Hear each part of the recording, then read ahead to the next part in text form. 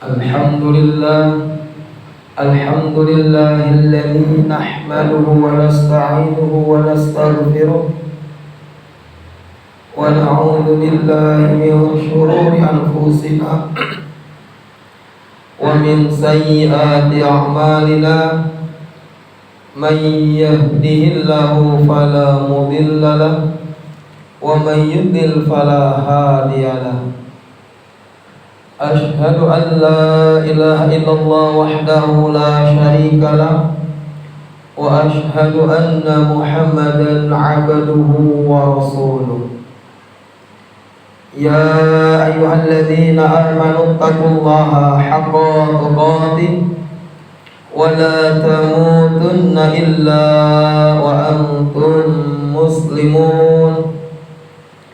أما بعد فإن أصدق الحديث كتاب الله وخير الحديث حدي محمد صلى الله عليه وسلم وشر الأمور محدثاتها وكل محدثات بدعة وكل بدعة ضلالة وكل ضلالة في النار.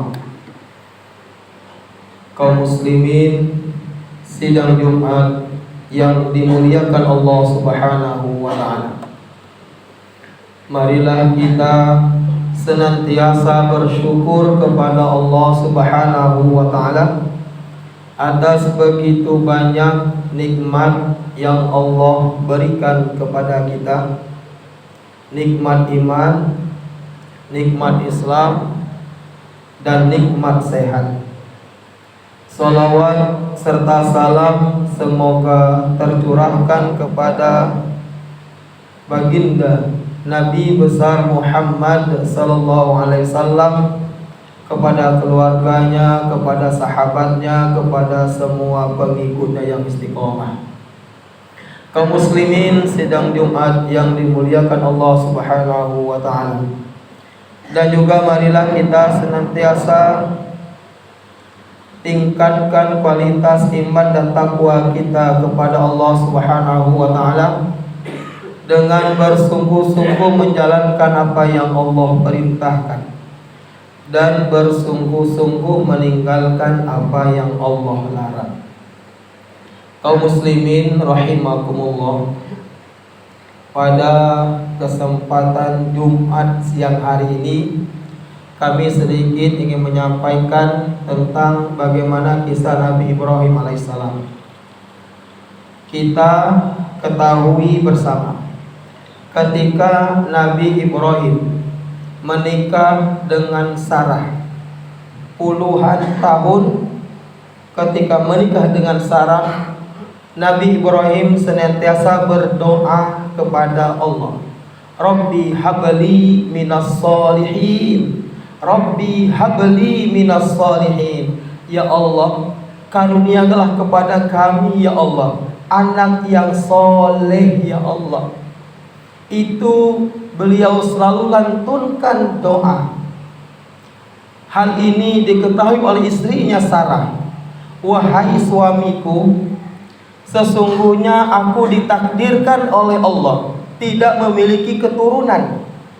Maka nikahlah wahai suamiku engkau dengan Hajar. Mudah-mudahan dengan kau menikahi Hajar engkau dikaruniai seorang anak. Singkat cerita, menikahlah Nabi Ibrahim dengan Hajar. Kemudian melahirkan seorang anak. Penantian yang begitu panjang, kerinduan yang begitu panjang, kehadiran seorang anak. Ketika Allah takdirkan Nabi Ibrahim memiliki anak dari Hajar, Allah Subhanahu wa taala menguji keimanan, kecintaan Nabi Ibrahim alaihissalam, yaitu lewat mimpinya. Ya bunayya, wahai anakku, kata Nabi Ibrahim, inni ara fil manami anni adbahuka. Wahai sayangku, wahai buah hatiku, semalam ayah bermimpi nak, anni adbahuka, untuk menyembelihmu sebagai kurban. Fanzur madza tara, bagaimana pendapatmu wahai anakku, buah hatiku? Qala ya abatif'al ma tu'maru, wahai ayahku, wahai bapakku, laksanakan jika itu perintah Allah. Ma tu'maru, satajidun insyaallah minas sabirin, mudah-mudahan kau mendapatiku dalam keadaan yang sabar. Kaum muslimin rahimakumullah, penantian kerinduan memiliki seorang anak, Allah uji bagaimana ketauhidan Nabi Ibrahim ketika perintah Allah, sami'na wa ata'na, segala apa yang Allah perintahkan. Walaupun begitu rindu, begitu sayang dengan Ismail, tetapi karena itu perintah Allah, sami'na wa ata'na. Kaum muslimin rahimakumullah, kita yang hadir di sini merindukan memiliki sosok ayah yang soleh seperti solehnya Nabi Ibrahim. Kita yang hadir di Masjid Baitur Rahman ini merindukan memiliki sosok anak yang soleh seperti solehnya Nabi Ismail, yang sami'na wa ata'na terhadap perintah-perintah Allah. Itu yang kita rindukan.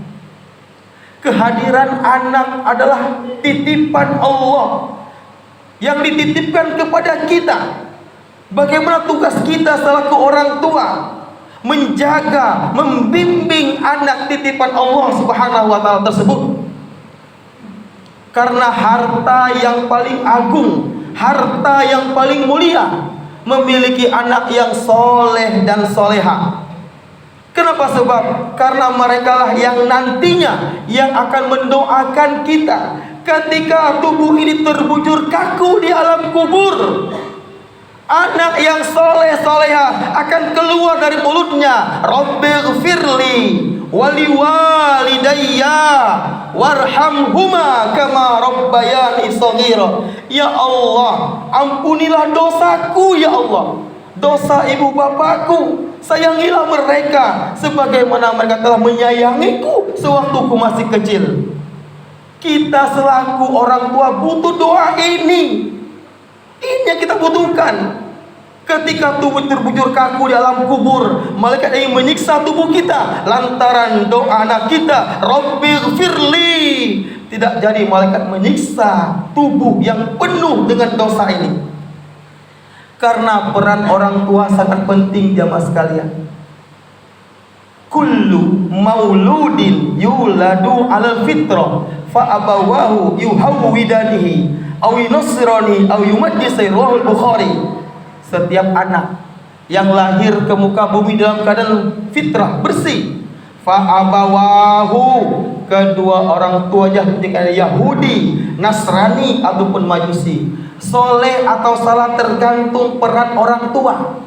Tergantung peran orang tua. Maka yang harus kita lakukan selaku orang tua, pertama tanamkan tauhid kepada anak kita.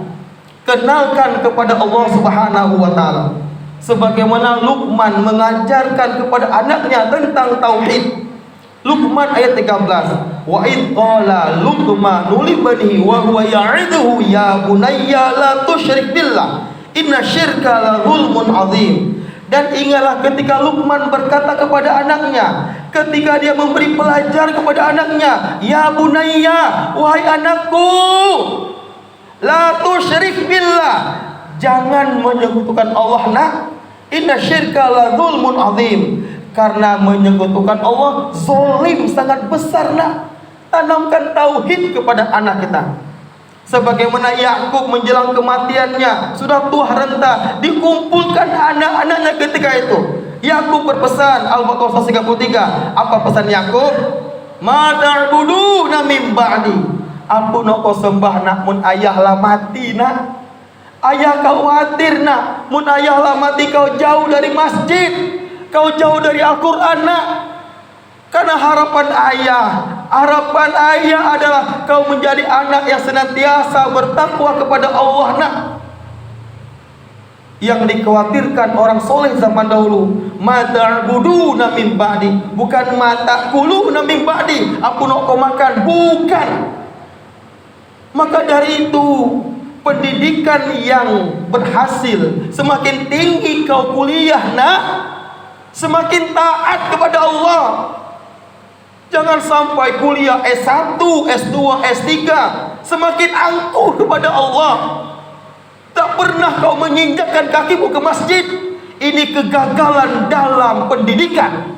Wahai saudaraku, adik-adikku semuanya, kalian silahkan sekolah tinggi-tinggi, sarjana, magister, doktor, silahkan. Semakin tawaduk diri kita kepada Allah, semakin taat kepada Allah, berbakti dengan orang tua, itu keberhasilan pendidikan. Jangan semakin angkuh, semakin sombong. Kegagalan dalam pendidikan. Kaum muslimin rahimakumullah. Yang kedua, ajarkan Al-Quran kepada anak-anak kita. Jangan sampai kita selaku orang tua menjadi orang tua yang zalim kepada anak kita. Ini dikisahkan di zaman Umar bin Khattab. Ada orang tua mengadu kepada Amirul Mukminin Umar bin Khattab, wahai Amirul Mukminin, anakku durhaka kepadaku, zalim kepadaku. Kemudian Umar bin Khattab mengumpulkan anaknya, mengumpulkan sang bapa, menasihat sang anak jangan durhaka kepada orang tua. Kemudian sang anak mengajukan sebuah pertanyaan, wahai Umar bin Khattab, saya selaku anak, apakah punya hak dari orang tua saya? Punya, kata Umar. Apa hak saya, wahai Umar bin Khattab? Hak kamu yang pertama, mendapatkan ibu yang baik. Yang kedua, hak kamu dari orang tua kamu, mendapatkan nama yang baik. Yang ketiga, hak kamu dari orang tua kamu adalah mendapatkan pelajaran Al-Quran dari ayahmu. Mendengar itu, apa kata sang anak? Wahai Amirul Mukminin, apa yang kau sampaikan tadi tidak ada satupun dituliskan oleh ayahku. Ibuku dari agama Majusi, namaku Ju'al kumbang kelapa. Aku tidak pernah diajarkan satu huruf Al-Quran dari ayahku. Mendengar itu Umar marah, memanggil sang bapak. Wahai sang bapak, kamu lebih dulu zalim durhaka kepada anakmu sebab anakmu durhaka kepadamu. Kau beri dia ibu dari agama Majusi, kau beri dia nama Ju'al kumbang kelapa. Kamu tidak pernah mengajarkan satu huruf Al-Quran kepada anakmu. Kamu satu orang tua zalim. Kamu durhaka satu orang tua. Padahal anak adalah amanah titipan Allah yang mendoakan kamu ketika kamu terwujud kaku di alam kubur. Maka jamaah sekalian, jangan sia-siakan amanah yang Allah berikan kepada kita itu anak. Sayangi mereka, bimbing mereka untuk senantiasa taat kepada Allah.